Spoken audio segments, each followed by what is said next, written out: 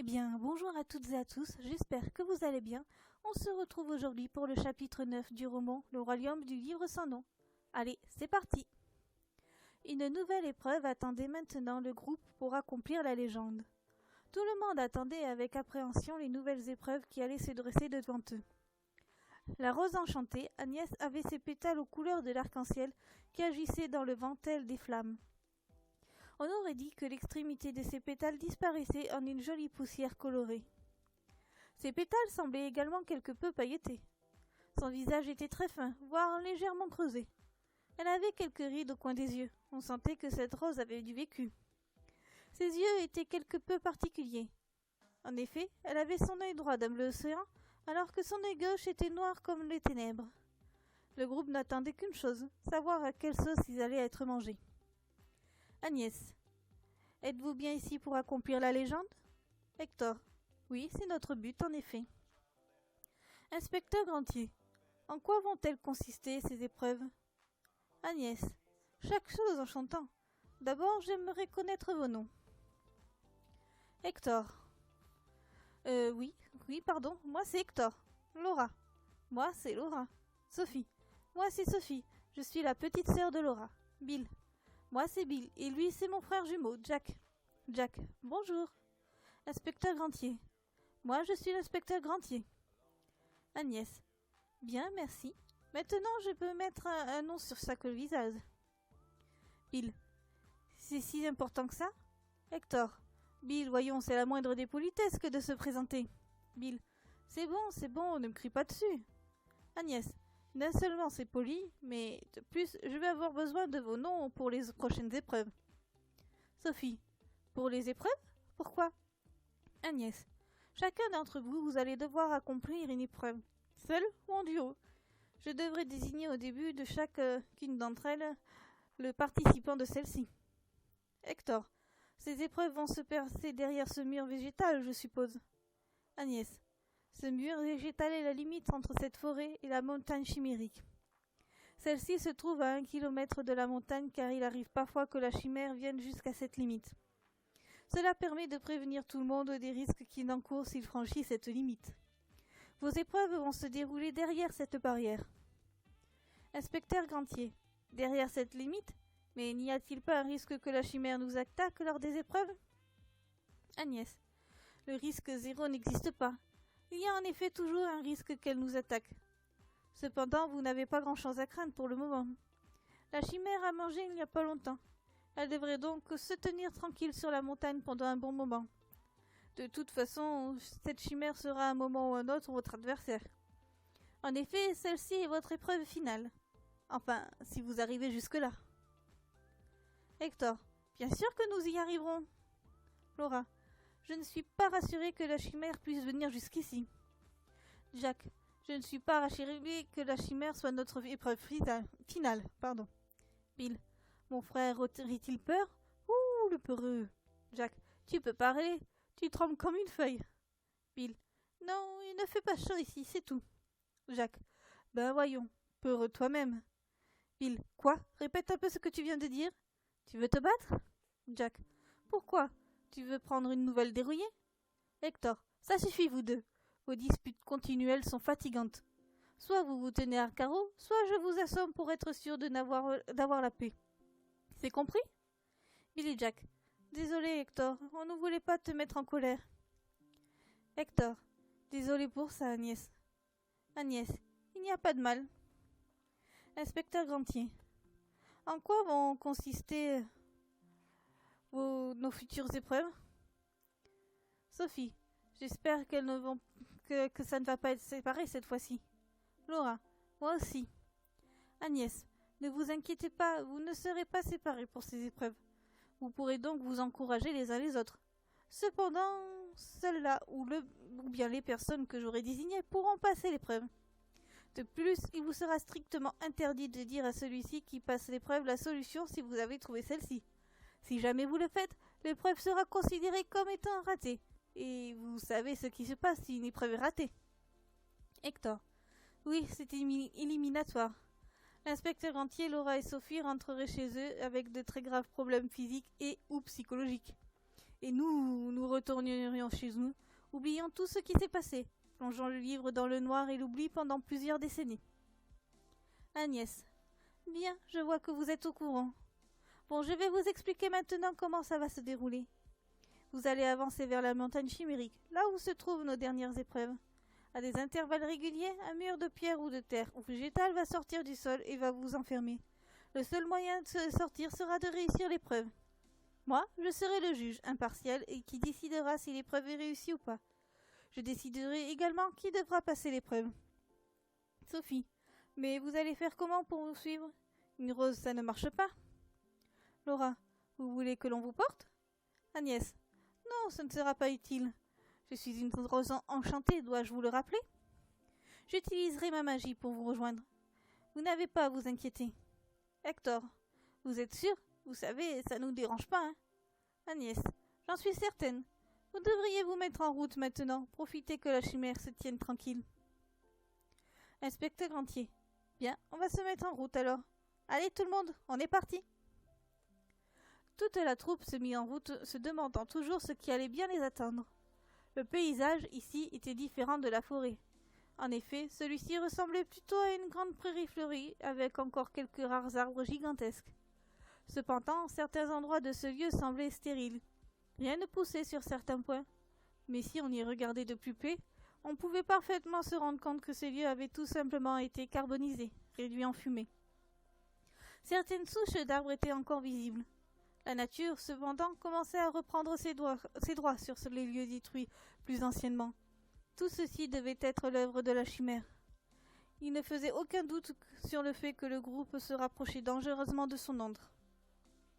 Hector. Bon, ça nous confirme le fait que la chimère passe par là de temps en temps. Inspecteur Entier. Espérons juste qu'elle reste sur la montagne, le temps pour nous de passer ces épreuves. Laura. Cette chimère doit sans doute cracher du feu. Sophie.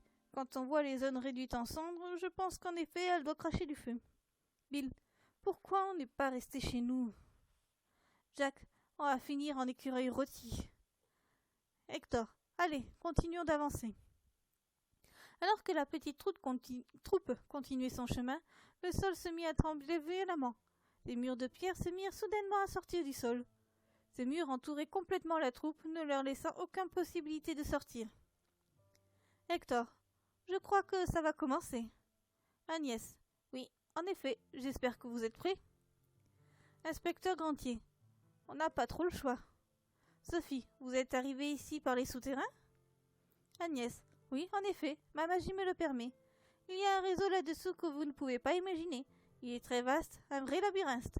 Il serait facile de se perdre. Heureusement pour vous, j'ai un très bon sens de l'orientation.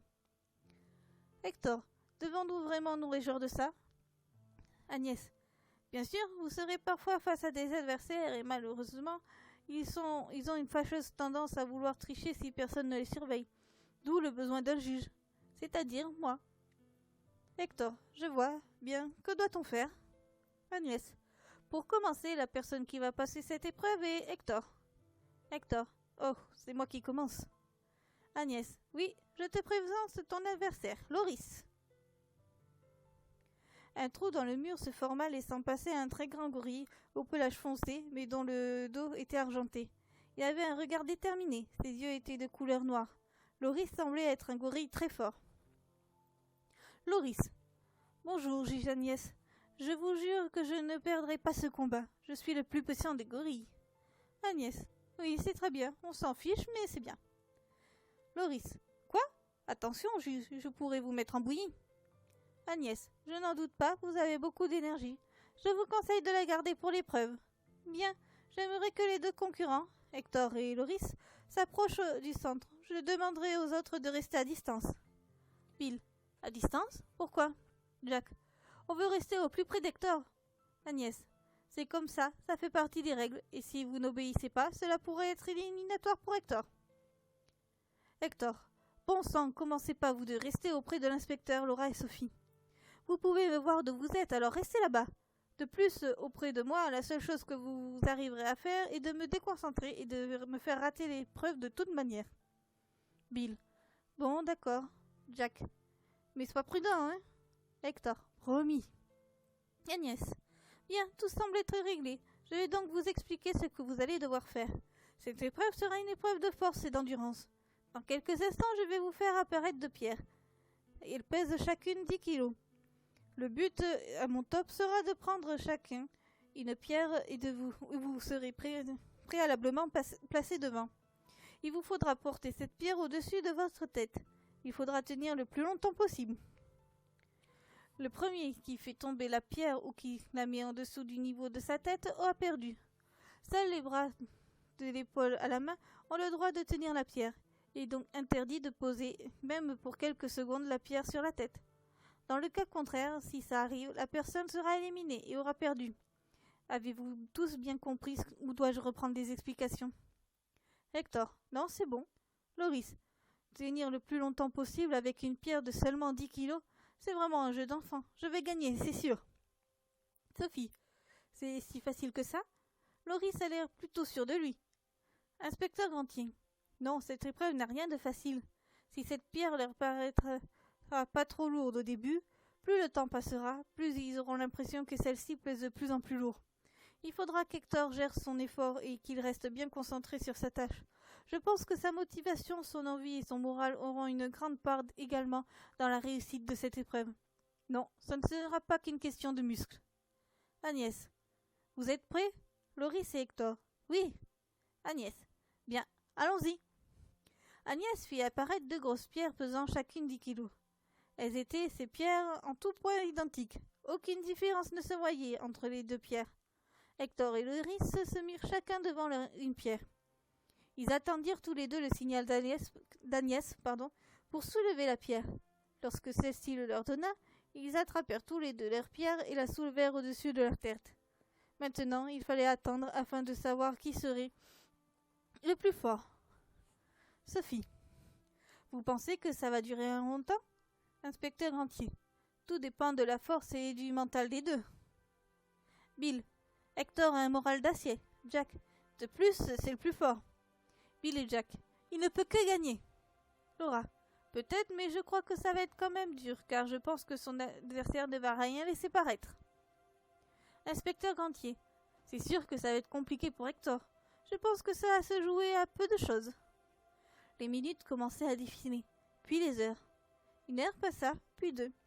Aucun des 2 adversaires ne voulait perdre la face. Aucun ne voulait perdre. Mais pour les 2, le temps commençait à être long. Hector pouvait entendre l'inspecteur Grantier bavarder avec Laura, tandis que Sophie écoutait les histoires loufoques des aventures qu'avaient pu vivre Bill et Jack avant leur rencontre. De ces discussions, on pouvait entendre des disputes, des éclats de rire, des pleurs aussi. Hector ne voulait pas perdre. Il ne voulait pas que le groupe soit séparé.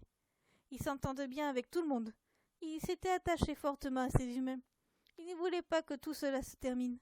Son seul désir, accomplir la légende auprès de ses amis. Pourtant, ses bras le faisaient atrocement souffrir. Ses bras tremblaient de plus en plus. Pour lui, la pierre devenait de plus en plus lourde à chaque minute supplémentaire qui passait. Hector pensant. Bon sang, je ne vais pas y arriver si ça continue. Ce n'est pas vrai. Il a sort d'où sa force, ce Loris? J'ai beau l'observer, on dirait que l'on vient à peine de commencer l'épreuve. Moi, je suis en nage. J'ai l'impression que mes bras peuvent s'aider d'un moment à l'autre. Je tremble de plus en plus tellement ça devient difficile. Mes muscles me font tellement mal. Il ne faut pas que j'abandonne. Pas maintenant. Pas après tout ce qu'on a vécu ensemble. Je dois tenir coûte que coûte. Mais c'est tellement dur. Allez, mon vieux, courage. Tu dois juste tenir quelques secondes de plus que ton adversaire. Allez, concentre-toi. Bill, ça va être encore long. Jack, c'est que l'on commence à s'ennuyer. Inspecteur Grantier, je pense que ça ne va plus être très long. Hector commence à affaiblir sérieusement. Sophie, oh non, il ne faut pas qu'il perde. Il faut l'encourager, lui montrer qu'on le soutient. Laura, il faut le laisser se concentrer, Sophie. Et puis, tu sais, je crois qu'il est tout à fait conscient qu'on le soutient. Bill, pourquoi l'adversaire ne montre aucun signe de faiblesse? Ce n'est pas juste. Jack, pour lui, on dirait que l'on vient à peine de la commencer, cette épreuve. Allez, courage, Hector. Alors que tous commençaient sérieusement à s'inquiéter pour Hector, un gros boom se fit entendre. C'était Loris qui venait de s'effondrer, les mains en l'air, tenant toujours la pierre, comme paralysé. Hector était toujours debout, la pierre bien au-dessus de sa tête. Agnès. Bien, Il semble que nous ayons un vainqueur. Félicitations Hector, tu gagnes l'épreuve. À ces mots, tout le monde se mit à sauter et à hurler de joie. Sauf Hector qui s'effondra à son tour sur le sol. Inquiets, tous se précipitèrent sur lui. Laura. Hector, ça va? Sophie. Hector! Bill. Oh non, il ne bouge plus. Jack. Oui, mais il respire toujours, c'est plutôt rassurant. Inspecteur Grandier. Et Hector, tu peux parler? Tu es en nage, dis donc. L'épreuve a vraiment dû être éprouvante. Hector. Oui, en effet, je n'en peux plus. Mon corps tremble de partout. Les muscles de mon corps me font mal et je ne peux plus bouger les bras pour le moment. Agnès. Tout ça est normal au vu de l'épreuve que tu viens de passer. Repose-toi, Hector. Je vais laisser la barrière active jusqu'à demain matin. Je ne sais pas si vous avez vu, mais il commence à se faire tard. Reposez-vous et mangez. Vous repartirez demain. Ne vous inquiétez pas pour la chimère. Mes pouvoirs vous en protégeront jusqu'à demain matin. Ah oui, ne vous inquiétez pas pour Loris. Je le ramène chez lui. Agnès fit apparaître avec ses pouvoirs tout un campement avec de quoi manger et dormir. Le groupe remercia Agnès et en profita pour manger ou se reposer. Agnès, elle, partit avec Loris pour le ramener chez lui. Tous allèrent se coucher tôt et tous s'endormirent dans les 5 minutes qui suivirent. Le lendemain matin, le campement avait disparu et une nouvelle journée commençait. Sophie, il n'y a plus une trace du campement. C'est comme si on avait rêvé. Inspecteur Grandier, c'est sans doute pour nous inciter à nous lever et à partir. Laura, ça va Hector ce matin? Hector, hormis le fait que j'ai mal partout, ça va. Bill, j'espère que toutes les épreuves ne seront pas de ce style. Jack, oui, car autant vous dire que nous ne sommes pas trop musclés. Laura et Sophie, vous n'êtes pas les seuls. Hector, allez, il est temps d'y aller. Sophie, tu es sûre que ça va aller? Hector, oui, ne t'inquiète pas, une fois que mes muscles seront bien réveillés, ça ira beaucoup mieux. Le groupe se remit en route tout doucement, se rapprochant toujours plus près de la montagne chimérique et donc plus près de la chimère. Le groupe marcha encore un peu lorsque le sol se remit à trembler. Tous savaient, ou du moins se doutaient, que les nouveaux murs allaient les encercler et qu'une nouvelle personne allait devoir passer une épreuve. Les murs, toujours aussi hauts, étaient maintenant faits de végétation et de bois. Peu de temps après que les murs soient apparus, Agnès arriva. Agnès, bien le bonjour, j'espère que vous avez tous bien dormi. Hector, oh, je me suis effondré comme une masse. Inspecteur Grandier, ne vous inquiétez pas, personne n'a eu besoin d'être bercé pour s'endormir. Sophie, nous étions tellement fatigués. Laura, il y a tellement eu d'émotions dans la journée d'hier.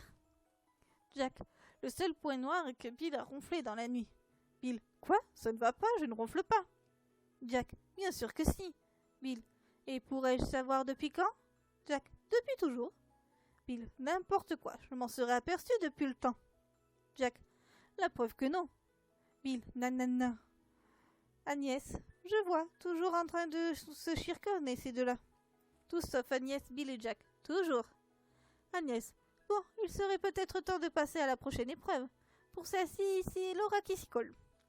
Laura, moi? Sophie, je suis sûre que tu vas y arriver. Je suis avec toi, quoi qu'il arrive. Laura, merci, j'espère ne pas décevoir personne. Inspecteur Grandier, fais de ton mieux, c'est tout ce qu'on te demande. Hector, concentre-toi bien, écoute bien les consignes que va te donner Agnès.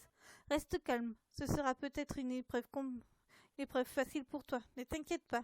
On est là près de toi. Laura, bien, je ferai de mon mieux. Agnès, approche-toi Laura. L'épreuve est un parcours aérien qui va apparaître grâce à ma magie. Tu devras avancer sur une poutre qui fait moins de 5 cm de diamètre sans perdre l'équilibre. Pardon. En effet, si tu tombes, tu perds l'épreuve. Évidemment, tu ne pourras pas traverser cette poutre comme ça. En effet, il y aura des obstacles faits pour te faire perdre l'équilibre. Comme vous l'aurez deviné, cette épreuve travaillera l'équilibre et la concentration. Je vous rassure tout de suite, si par malheur Laura échoue et tombe, elle tombera dans de l'eau assez profonde pour qu'elle ne se blesse pas. Mais bien évidemment, si elle rate son épreuve, le voyage pour vous s'arrête ici. Est-ce que tout le monde a bien compris? Laura, oui, j'ai compris. Hector, dis-moi Sophie, ta sœur a-t-elle un bon sens de l'équilibre? Parce que là, elle va en avoir besoin. Sophie, oui, très bon. Elle prend des cours de danse chez nous, mais elle n'a jamais fait ce genre de chance. Je ne sais pas si cela sera suffisant. J'espère que ça ira. Inspecteur Rentier, soutenons-la, c'est la seule chose que nous pouvons faire. Espérons seulement que le parcours ne soit pas trop compliqué. Agnès vit apparaître tout un parcours aérien grâce à sa magie.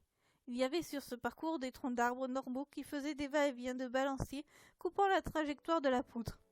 Il y avait d'autres arbres qui devaient être gigantesques avant d'être coupés, qui s'entrechoquaient violemment au niveau du passage. Il y avait aussi sur ce parcours des trous. Il fallait sauter pour passer de l'autre côté sur une poutre toujours aussi peu large. À la fin du parcours, la poutre de bois se transformait en poutre de glace sans doute très glissante, avec certains obstacles identiques à ceux du début du parcours. C'est tout ce que le groupe pouvait voir d'en bas. En effet, le parcours se trouvant à environ 10 mètres du sol, c'est tout ce qu'ils pouvaient voir. Il y avait peut-être en haut d'autres surprises qu'ils ne pouvaient pas voir. Le sol, quant à lui, s'était transformé en profond bassin d'eau claire dont il était impossible de voir le fond, tellement celui-ci était profond.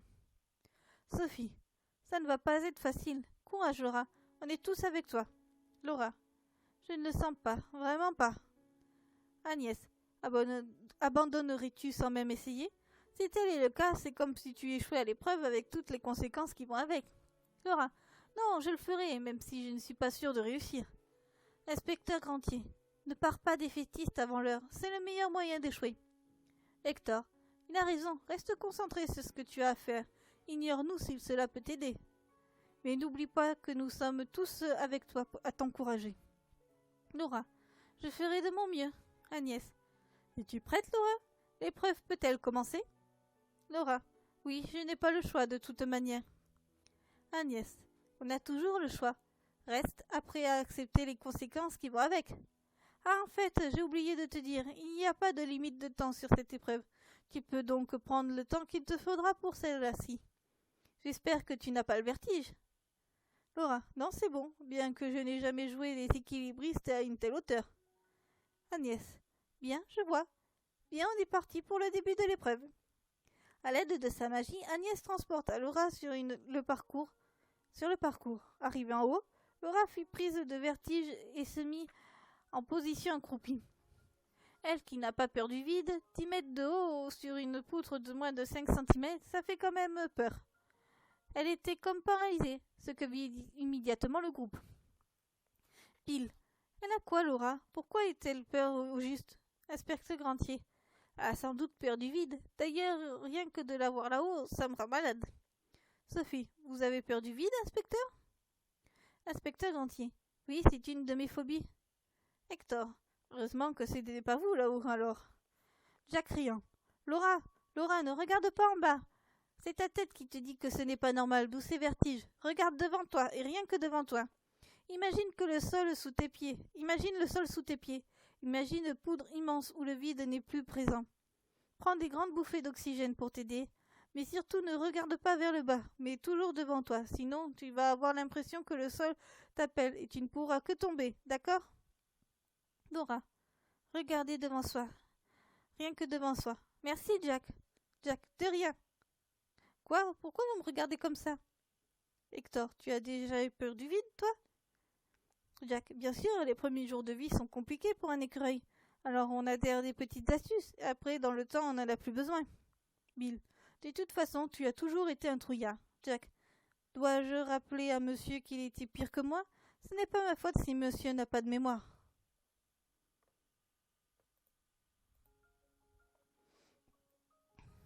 Bill, pardon, t'as dit quoi? Inspecteur Grantier. Et allez, c'est reparti pour un tour. Alors que Bill et Jack recommencèrent à se disputer, Laura se redressa et se concentra sur le parcours. Et uniquement sur le parcours.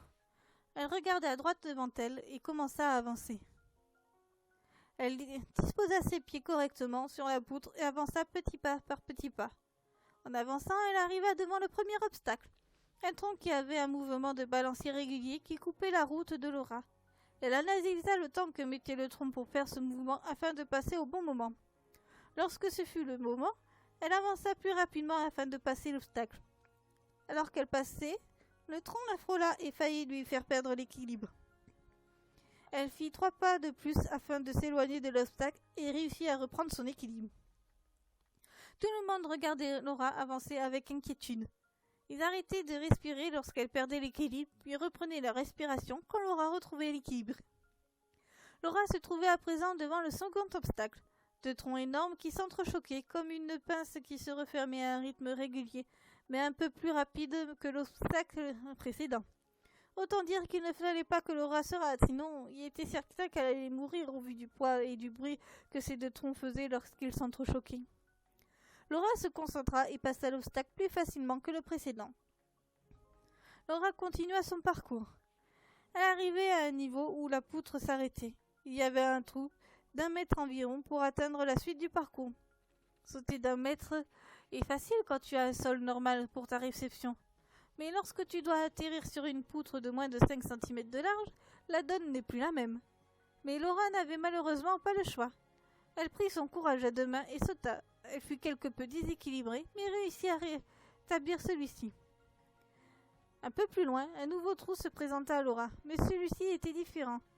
Si la poutre où elle s'est lancée était en bois, la poutre d'atterrissage, elle, était de glace. Laura avait beaucoup plus d'appréhension quant à l'atterrissage de celui-là. Laura se lança, mais perdit l'équilibre et tomba. Mais elle réussit par miracle à se rattraper sur la poudre glacée qui lui gelait les mains. Elle réussit tant bien que mal à remonter sur la poutre des plus glissantes. Laura, plus prudente que jamais, avança lentement sur la poutre. Laura retomba sur l'obstacle des troncs au mouvement de balancier. La différence est que là, ils étaient 3 d'affilée et qu'ils n'allaient pas à la même vitesse et ne passaient pas au niveau de la poutre au même moment. Laura analysa la situation et attendit le bon moment pour pouvoir passer. Lorsque ce fut le cas, elle passa le plus vite qu'elle le pouvait pour, d'une part, ne pas glisser et d'autre, ne pas se faire éjecter de la poutre par un des troncs. Alors que Laura arrivait à la fin de l'obstacle, un des troncs lui fit perdre l'équilibre de Laura qui se rattrapa à nouveau à la poutre. Mais elle dut avec les mains se décaler un peu pour s'éloigner de l'obstacle avant de pouvoir monter sur la poutre. Laura, prudente, s'approcha du nouvel obstacle. Il s'agissait encore des troncs qui s'entrechoquent. Mais cette fois-ci, ils étaient 2 collés l'un à l'autre, et le diamètre des troncs était 2 fois supérieur. Leur vitesse était la même que celui qu'avait déjà affronté Laura. Il fallait qu'elle aille de nouveau plus vite sur une poutre bien plus glissante. Elle analysa l'obstacle et s'élança. Elle dut presque courir. Elle glissa, passant l'obstacle et se retourna après celui-ci à califourchon sur la poutre. Laura se redressa et se remit en équilibre sur celui-ci. Laura se remit à avancer. Il y avait plus d'obstacles sur la poutre, mais il restait encore une 20aine de mètres avant la fin de celui-ci. Elle avança avec prudence lorsqu'elle entendit au bout de 5 mètres parcouru un craquement. Laura se retourna et vit la poutre en train de s'effondrer. Laura accéléra le pas puis se remit à courir sur la poutre tout en tenant l'équilibre afin d'arriver au bout avant que la poutre ne s'effondre complètement. Laura, malgré quelques pertes d'équilibre, réussit par miracle à atteindre la fin du parcours. L'épreuve était réussie. Agnès fit descendre Laura grâce à sa magie. Sophie. Laura, bravo, tu as réussi, ça va? Laura. Ne t'inquiète pas, Sophie. Hormis le fait que je tremble comme une feuille et que mon cœur bat comme pas possible, ça va. Inspecteur Gantier. Bravo, Laura, tu as été formidable. Laura. Merci. Ça va? Vous êtes tout pâle. Bill. L'inspecteur a peur du vide. Laura. Oh, je vois. En fait, merci Jack pour tes conseils. Jack. Mais je t'en prie. Agnès. Félicitations, Laura. Tu as réussi l'épreuve. Vous pouvez continuer votre chemin. Sur ces mots, Agnès disparut et le mur s'effondra, ainsi que le parcours qu'avait effectué Laura. La troupe reprit le chemin après avoir donné du temps à Laura de récupérer. Hector. Ça va, Laura? Tu récupères? Laura. Oui, ça va. Mon cœur s'est calmé et je tremble plus. L'inspecteur Gantier. Tant mieux. Mais ce monde est vraiment dangereux. Il faut vraiment faire preuve d'une grande prudence. Sophie. Ce qui est sûr, c'est que l'on s'approche de plus en plus de la montagne chimérique. Jack. Ce qui n'a rien de rassurant. Bill. On risque de servir de repas à la chimère, surtout. Hector. Sois pas défaitiste comme ça, on n'en sait rien. Pour l'instant, on ne peut qu'avancer. On verra bien ce qui arrive. C'est tout ce qu'on peut faire. Inspecteur Gantier. Alors, en route, pour notre destinée. Le groupe continua donc son chemin, ne sachant pas quelles seraient les prochaines épreuves et ne sachant pas ce qui seraient les prochains à passer. Au bout d'un petit moment, le sol se remit à nouveau à trembler. Des murs de pierre avec beaucoup de mousse au-dessus, comme si ceci existait depuis plusieurs siècles, apparurent. Ces murs étaient toujours aussi hauts. Agnès apparut quelques minutes plus tard. Agnès, me voici de retour. Hector, vos apparitions sont toujours aussi impressionnantes. Agnès, merci, c'est fait pour. Prêt pour une nouvelle épreuve? Inspecteur Grandier. A-t-on vraiment le choix? Agnès, non, pas vraiment. Si on compte cette épreuve-là, il vous reste 3 épreuves à passer. Sophie, encore 3 épreuves? Agnès, oui, en effet. Je ne sais pas si vous avez remarqué, mais une épreuve apparaît environ tous les 200 mètres. Et vous vous rappelez bien, si vous vous rappelez bien, on s'est rencontrés à 1 kilomètre de la montagne. Je ne peux pas aller plus loin que le pied de la montagne, d'où ce calcul. Laura, il y en a un alors parmi nous qui n'en passera pas. Agnès, faux, ceux qui resteront également leur épreuve. Seulement, il y aura une épreuve qui se fera à 2. Le nombre d'épreuves ne change pas ici, mais le nombre de personnes voulant accomplir la légende, si. Ils doivent tous passer au minimum une épreuve, quel que soit leur nombre. Laura, d'accord, j'ai compris. Agnès, vous savez, rares sont les personnes arrivées jusqu'à ces épreuves. Mais si je ne me trompe pas, vous êtes les premiers à être arrivés aussi loin. Enfin, je crois. Hector, c'est vrai, c'est plutôt encourageant. Agnès, oui, mais rien n'est gagné pour autant. Hector, je le sais que trop bien, malheureusement. Bien que je me souvienne jamais du pourquoi du comment de l'échec. Agnès, telle est la règle de ce monde. Bien, passons à l'épreuve maintenant, si vous le voulez bien. Je vais appeler pour cette épreuve Bill et Jack. Bill, qui ça, nous? Jack, on ne peut pas passer notre tour? Agnès, non, vous ne pouvez pas. Et si vous refusez de passer l'épreuve, c'est comme si vous aviez échoué. Bill, ce n'est pas juste. Jack, pas juste du tout. Hector, ce n'est pas fini, oui. Je sais que vous avez peur, mais vous n'avez pas le choix. Estimez-vous chanceux de pouvoir passer une épreuve à 2? Bill, oui, peut-être, Jack, ce n'est pas faux. Agnès, bien, voilà les règles. L'un d'entre vous va devoir déambuler dans un labyrinthe et va devoir atteindre le centre de celui-ci dans un temps imparti qui est de 2 heures. Cependant, ce labyrinthe étant en 3 dimensions, il sera impossible d'atteindre son centre sans l'aide du coéquipier. Bill, vous voulez dire quoi par 3 dimensions? Jack, oui, parce que là, on n'a pas compris. Agnès, je veux dire qu'il sera sur plusieurs étages. Une sorte de cube, si vous préférez. Jack, ok, j'ai compris. Bill, idem. Agnès, donc je disais quoi déjà, moi? Ah oui, il faut l'aide du coéquipier pour rejoindre le centre, car celui-ci aura pour fonction de faire bouger les murs et les sols à l'aide de différents leviers. C'est cependant à vous de découvrir les fonctions de chaque levier. C'est le seul moyen pour atteindre le centre du labyrinthe. Jack, alors attendez, si j'ai bien compris, l'un d'entre vous va devoir aller dans le labyrinthe. Bill, pendant que l'autre joue avec les leviers pour faire avancer celui-ci qui est dans le labyrinthe jusqu'au centre de celui-ci.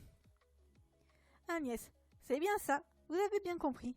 Bill et Jack, inintéressant. Agnès, quoi? Hector, non mais ça va pas ou quoi? Faites vos excuses tous les deux immédiatement, Agnès. Bill, ce n'est pas que l'épreuve soit mauvaise, seulement... Tous sauf Bill et Jack. Seulement quoi? Jack, seulement il n'y a rien à trouver au centre du labyrinthe. Bill, il faut juste s'y rendre, ce n'est pas amusant.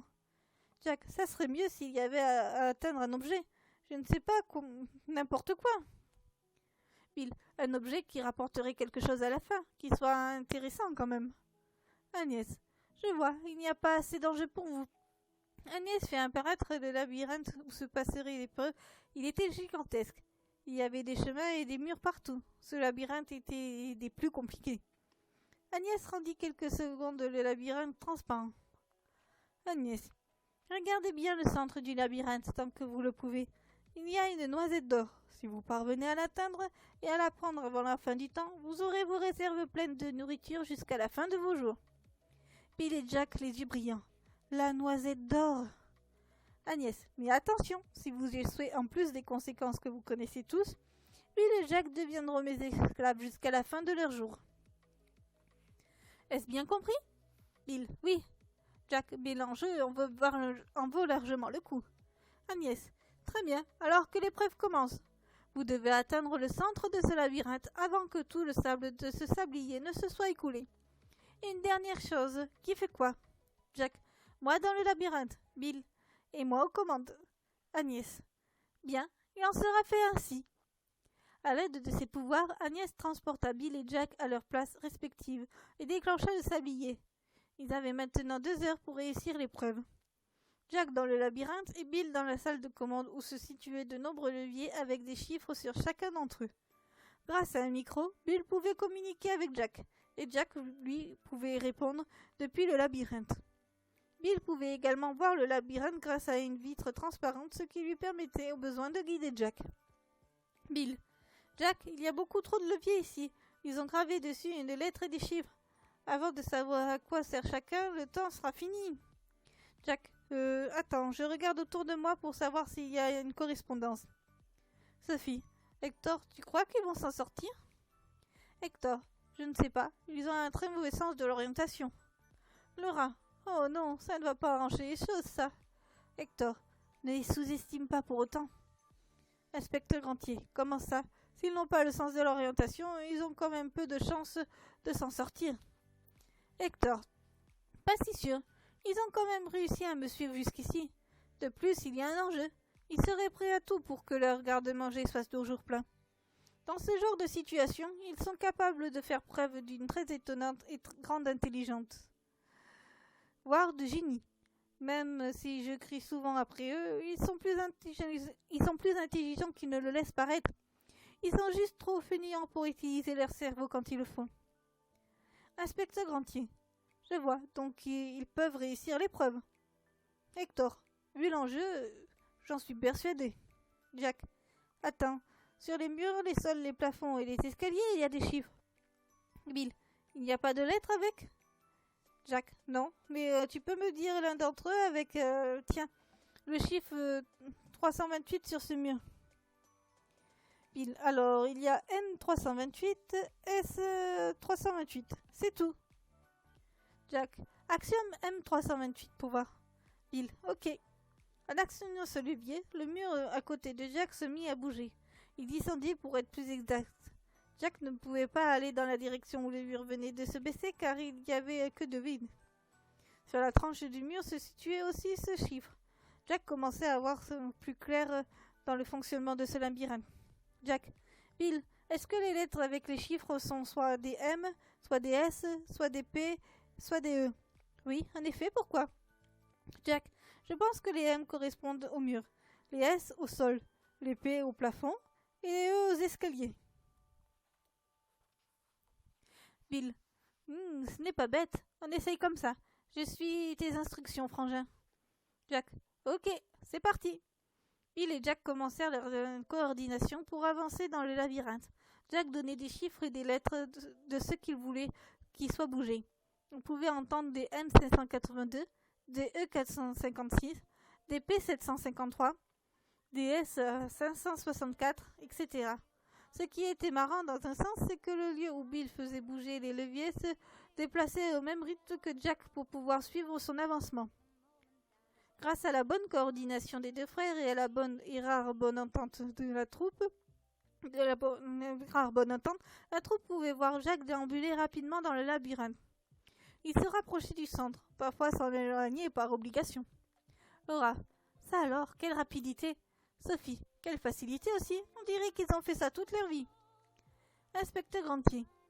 C'est sûr qu'ils sont impressionnants. Hector. Quand ils sont motivés, ces deux-là sont capables de faire des choses exceptionnelles. Leur capacité et leur intelligence permirent à Jack, grâce à l'aide de Bill, d'atteindre le centre du labyrinthe en une heure et demie. Ils avaient fini leur épreuve avec une demi-heure de marge. Ils avaient réussi à atteindre la noisette d'or.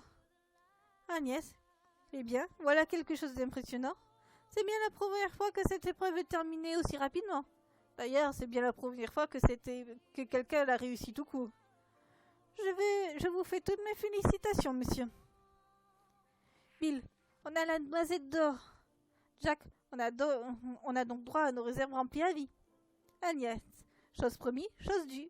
Je ne reviens jamais sur ma parole. Bill et Jack sautant de joie. Super, on a réussi. Hector. Je suis fier de vous. Vous voyez, quand vous le voulez, vous pouvez faire des choses extraordinaires. Bill. Hector, fier de nous? Jack. Je crois que je vais pleurer. Hector. Et ne vous mettez pas à chialer. Oh, c'est la dernière fois que je vous complimente. Sophie. C'est mignon, ils sont tout émus. Inspecteur Granty. Oui, c'est un joli tableau. Laura. Oh, ça me donne envie de les prendre dans mes bras. Agnès. Il vous reste 2 épreuves maintenant. On se revoit pour la prochaine. À tout à l'heure. Tous sauf Agnès. À tout à l'heure. Sur ces mots, Agnès disparut ainsi que le labyrinthe et les murs qui entouraient le groupe. La troupe repartit en direction de la montagne chimérique. Ils se posaient tous beaucoup de questions sur la prochaine épreuve. Hector. Bon, jusqu'à présent, on s'est bien débrouillé. Sophie. On n'est plus que 2 à devoir passer une épreuve. L'inspecteur Grantier et moi. Laura. Ne t'inquiète pas, Sophie. On sera tous là pour t'encourager, quelle que soit l'épreuve. Bill. Moi, je suis content que mon frère et moi ayons réussi l'épreuve. Jack. Oui, grâce à la noisette d'or, on n'aura plus jamais à s'inquiéter pour nos réserves. Inspecteur Grantier. Le fait de ne pas connaître ces épreuves par avance est quelque chose d'un peu inquiétant quand même. Hector. C'est ce qu'on appelle l'aventure, inspecteur. De quoi avez-vous peur? Inspecteur Grantier. Du genre d'épreuve dangereuse sur laquelle pourrait tomber Sophie. Hector. Je vois, tu t'inquiètes pour elle. Inspecteur Grantier. Depuis que j'ai retrouvé Laura et Sophie, je me sens responsable d'elle. Hector sourit avec douceur à l'inspecteur. Il comprenait parfaitement ce sentiment de vouloir protéger et veiller sur les filles. Lui, c'était surtout le groupe qu'il veillait. Soudain, le sol se mit de nouveau à trembler. Des murs de paille apparurent tout autour du groupe. Agnès était de retour une nouvelle fois. Prêt pour l'avant-dernière épreuve? Agnès, prêt pour l'avant-dernière épreuve? Inspecteur Grantier. On arrive bientôt au bout. Agnès, oui, mais il va falloir réussir les 2 dernières épreuves avant tout. Sophie, j'espère que ce ne sera pas trop compliqué. Agnès, les épreuves sont ce qu'elles sont. Vous devez les réussir pour avancer, c'est tout. Laura, ce sont toujours les mêmes? Agnès, non, j'en ai de nombreuses en stock. Elles sont choisies au hasard par ma magie. Quant à moi, suivant l'épreuve retenue, je choisis en règle générale la personne la mieux adaptée à l'épreuve. Celle qui aura le plus de chances de réussir. Bien sûr, comme vous devez tous passer des épreuves, parfois ça ne peut ne pas coller.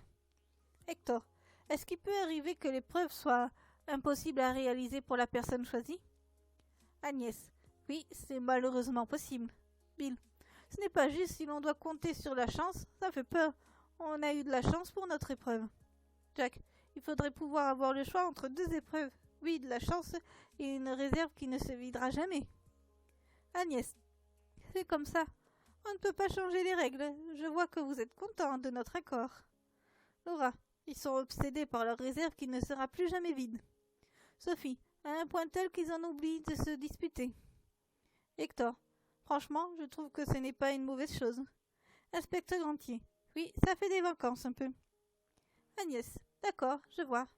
Bien, le prochain à passer l'épreuve, ou devrais-je plutôt dire la prochaine, est donc Sophie.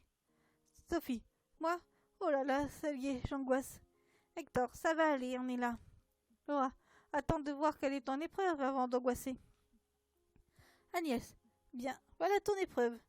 Le sol va se faire recouvrir de sable. La zone va être séparée en 2. Sur la droite de celle-ci va apparaître un dessin.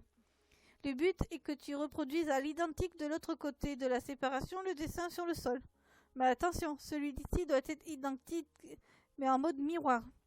Pour t'aider dans ta tâche, les 2 zones seront quadrillées. Le dessin doit être le plus ressemblant possible. Tu auras un bâton pour que tu puisses dessiner sur le sol. Ne t'inquiète pas, tu ne pourras marcher sur le sol de sable car seul ce que tu inscriras avec le bâton sera mis sur le sol. Tu auras 3 dessins à faire. Le premier n'aura pas de temps imparti. Mais les autres si. Il faudra les terminer avant la fin du temps. Tes dessins devront avoir un mode miroir, une correspondance avec l'original de moins 90% pour considérer le dessin réussi. Si le dessin n'est pas terminé avant la fin du temps demandé, ou qu'il n'a pas au moins 90% de correspondance, l'épreuve sera considérée comme un échec. Est-ce que tu as tout compris? Sophie. Oui, mais je sens que ça ne va pas être facile. Je ne suis pas si bonne que ça en dessin. Laura. Ne t'en fais pas, Sophie. Je suis sûre qu'en faisant de ton mieux, tu y arriveras. Sophie. Merci. Agnès. Tu es prête pour commencer? Sophie, oui, de toute façon, il va bien falloir que je me lance. Agnès, en effet. Alors, c'est parti. À l'aide de sa magie, Agnès découpa le terrain en carrés immenses séparés en deux et recouverts de sable. Un bâton apparut sur le sol à côté du carré où il faudrait que Sophie dessine. Jack, Sophie sait-elle dessiner? Laura, elle dessine plutôt bien. Cela va dépendre de ce qu'elle devra reproduire. J'espère que ce ne sera pas trop compliqué. Hector, on ne peut pas savoir d'avance. On verra bien. Inspecteur Grantier. Ce qui est sûr, c'est que ce sera très différent que de dessiner sur une table avec une simple feuille de papier. Là, le terrain de dessin est grand et comme Sophie ne sait pas voler, lui sera compliqué de savoir si la reproduction en miroir est bonne ou pas.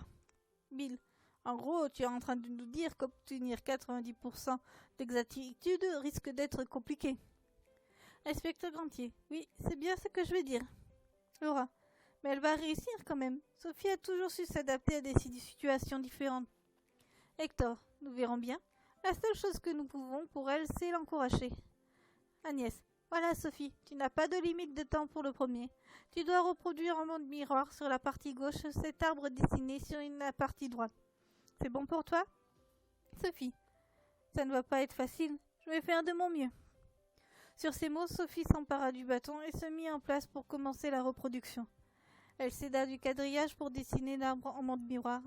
Avant de partir sur le dessin à proprement parler, Sophie plaça des points en des endroits stratégiques afin que la reproduction soit bien en mode miroir. Elle prenait des repères afin de ne pas se tromper. L'arbre qu'elle devait reproduire était un arbre massif avec des branches qui partaient de partout. Sur le tronc de celui-ci étaient dessinées différentes traces afin de montrer que l'arbre n'était pas lisse et qu'il avait du relief. Sophie se mit à relier ses points lorsque tous les repères étaient faits. Elle essaya de bien reproduire les traits du dessin en mode miroir afin de faire en sorte que sa reproduction soit la plus juste possible.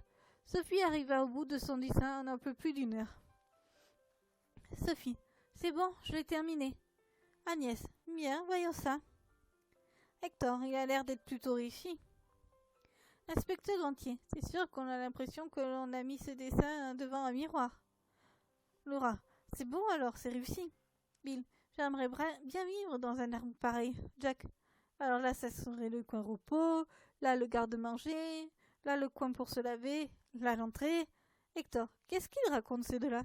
Laura, je te rappelle que même si ce dessin est réussi, Sophie en a encore deux autres. Laura, oui je sais, mais c'est pour me rassurer. Je suis sûre qu'elle va réussir. Agnès, bien, ton dessin a 95% de correspondance. Donc on passe au dessin suivant. Sophie, d'accord, je n'ai pas le choix de toute façon. Agnès, ne t'inquiète pas. Mais attention maintenant, il y a une limite de temps. Tu as 1 heure pour le prochain. À la place de l'arbre, il y avait été décidé précédemment par Sophie, apparut un majestueux cheval. Sophie appliqua la même technique que pour l'arbre. Ce cheval était plus petit que l'arbre qu'elle avait fait précédemment. Cependant, celui-ci avait plus de détails à prendre en compte, comme le mouvement de sa crinière ou de sa queue. Ce cheval était sur ses pattes arrière. Ce dessin était plus complexe à réaliser en mode miroir que le précédent, mais pour celui-ci, le temps était compté. Agnès, l'heure est passée, Sophie. Voyons ce que ça donne. Sophie, eh bien, j'ai eu juste le temps de finir. Je ne suis pas sûre de bien l'avoir réussi, celui-là. Laura, ne t'inquiète pas, Sophie, il est très beau. Agnès, bien, la réussite est de 92%. Attention, il faut que ça n'aille pas en dessous de 90%. Sophie, oui, je sais. Agnès, bon, c'est l'heure de l'ultime dessin. Attention, pour celui-là, tu as 30 minutes, pas une seule de plus. C'est parti. Le cheval disparut pour faire place à un dessin encore plus petit, mais avec encore plus de détails. Toujours avec la même méthode, mais en mettant moins de points de repère pour ne pas perdre trop de temps, Sophie se mit au travail. Le dessin qu'elle avait reproduit en mode miroir représentait un paysage montagneux avec des fleurs, arbres et animaux. Un dessin certes petit, mais difficile à faire avec le peu de temps qui lui était imparti. Le stress pour Sophie était à son comble. Les 30 minutes de temps lui étaient accordées et s'étaient volatilisées beaucoup trop vite à son goût. Agnès, allez Sophie, on lâche le bâton, c'est terminé. Sophie, oh non, déjà, c'est fichu, je l'ai raté celui-là. Agnès, c'est à moi de juger. Voyons voir ça. Inspecteur Grantier, Moi, je le trouve très réussi. Hector, c'est vrai qu'il y a quelques imperfections, mais je suis sûre que ça va passer. Sophie, j'espère ne pas avoir fait l'imperfection de trop. Laura, ne t'inquiète pas, j'ai confiance. Je suis certaine que tu as réussi. Sophie. Tiens, Bill et Jack ne se disputent encore? C'est quoi le motif cette fois-ci? Hector, ces idiots se disputent sur le fait de savoir lequel des deux je préfère. Sophie, je vois. Et c'est qui ton préféré? Hector, aucun des deux, je les aime pareil. De toute façon, c'est Célestiel qui passe avant eux. Agnès, bien, tu as fait un score de 90%. Ça passe juste, mais ça passe. Félicitations, cette épreuve est réussie. Sophie, c'est vrai? Super, je suis tellement contente. Agnès, il ne vous reste plus qu'une épreuve avant d'affronter la montagne chimérique. Inspecteur Grantier, comme vous l'avez sans doute deviné, vous êtes le prochain. Inspecteur Grantier, est-ce que je peux savoir mon épreuve tout de suite ou pas? Agnès, vous le saurez bien aussitôt sur le lieu de l'épreuve. Sur ces mots, Agnès disparut ainsi que les murs entourant le groupe. L'équipe se remit en marche pour la prochaine épreuve. Ils approchaient de plus en plus de la montagne tant redoutée. Bill, vous pensez que ce sera quoi l'épreuve de l'inspecteur Grantier? Hector, tu as bien entendu ce qu'a dit Agnès. Nous ne le saurons qu'une fois sur place, pas avant. Jack, vous ne voudriez pas faire des petits pronostics en mettant des petits trucs en jeu pour savoir ce que ce sera? Sophie, tu veux faire un pari? Bill, pourquoi pas? Inspecteur Grantier, personnellement, je n'y tiens pas vraiment. C'est déjà assez angoissant de ne pas savoir à quelle sauce je vais être mangé. Si vous faites des pronostics qui vont m'angoisser par-dessus, mon cœur risque de ne pas tenir. Jack, vous n'êtes pas drôle. Laura, moi je comprends plutôt l'inspecteur. Hector, maintenant que ces messieurs ont gagné quelque chose, ils prennent la grosse tête et en veulent toujours plus. Contentez-vous de ce que vous aurez. Bill et Jack, oui, désolé Hector. Le sol se mit soudain à trembler, et pour la dernière fois, des murs de pierre et de végétation mêlée se mirent à sortir du sol. Une nouvelle épreuve allait commencer. Agnès apparut comme les autres épreuves, cependant une petite différence cette fois-ci. En effet, au moment où celle-ci apparut, un magnifique rayon de soleil illumina la rose, rendant ce moment magique, enchanteur et merveilleux pour les personnes qui avaient eu la chance de voir ce moment unique. Agnès, bien, avant toute chose, je tenais à vous féliciter, car j'en suis sûre, vous êtes les premiers à être arrivés aussi loin. J'ai vérifié mes archives. Laura, vous avez des archives? Agnès, et oui, depuis toujours, je note ce qui s'est passé. Je note les personnes qui sont venues, le nombre d'épreuves passées, quel genre d'épreuves ils ont passé, le déroulement de l'épreuve et le succès ou l'échec de l'épreuve. Évidemment, s'il y a eu un échec sur l'épreuve, je note la raison pour laquelle l'épreuve a échoué. Hector, eh bien, quelle organisation? Agnès, il le faut bien, je n'ai pas une mémoire assez grande pour pouvoir tout retenir, alors je note tout ce qui se passe dans les moindres détails. Sophie, c'est impressionnant. Agnès, non, c'est une question d'habitude. Bien, et si nous passions maintenant à l'ultime épreuve avant la montagne chimérique? Qu'en pensez-vous, inspecteur Grantier? Inspecteur Grantier, je n'ai pas le choix. Quelle est mon épreuve? Agnès, le tir à l'arc sur cible fixe, puis cible mouvante. Vous aurez un adversaire. La règle est simple. Celui qui fait le meilleur score a gagné. Il y aura 3 cibles fixes et 3 cibles mouvantes. Les cibles fixes seront à différentes distances. La première sera à 10 mètres, la seconde à 20 mètres et la troisième à 30 mètres. Quant aux 3 cibles mouvantes, ce sera la vitesse qui sera différente. La première sera lente, la deuxième à une vitesse normale et la troisième à une vitesse rapide. En attendant, voici votre adversaire. Sur ces mots, un paresseux arriva de façon très lente. Il allait parfois tellement lentement qu'on aurait pu se demander s'il ne faisait pas du surplace. Agnès fit également apparaître des arcs et des flèches ainsi que différentes cibles. Agnès, je vous présente Armand. Il sera votre adversaire, inspecteur. Armand lentement. Bonjour tout le monde. Bill, un paresseux? Quelle bonne blague. L'inspecteur va réussir les doigts dans le nez.